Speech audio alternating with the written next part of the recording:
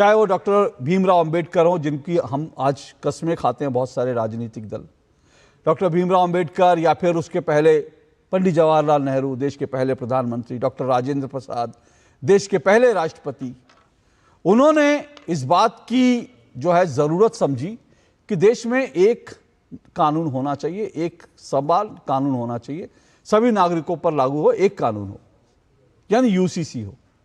लेकिन उस वक्त संविधान सभा में कई जो लोग थे, उनके विरोध के कारण इसको फिर उस वक्त की, आज की भाषा में कह सकते हैं, उस वक्त इसको ठंडे बस्ते में डाल दिया गया और यह कहा गया कि वक्त आने पर सरकारें इस पर फैसला कर लें।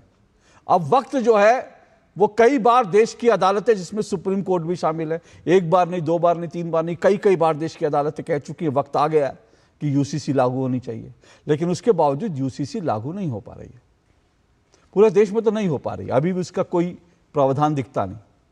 लेकिन इस बीच जैसे जैसे बीजेपी का शासन राज्यों में बढ़ रहा है, एक एक करके बीजेपी शासित राज्य यूसीसी उन राज्यों में ला रहे हैं।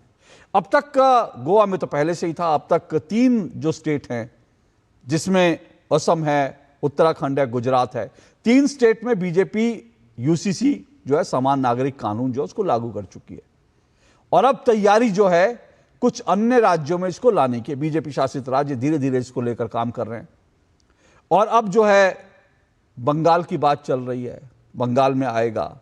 इसके अलावा छत्तीसगढ़, पश्चिम बंगाल, मैंने जिक्र किया, महाराष्ट्र, मध्य प्रदेश, इन तमाम राज्यों में अब ये कवायद शुरू हो गई है कि एक एक करके इन राज्यों में बीजेपी जो है यूसीसी यानी समान नागरिक कानून लाए।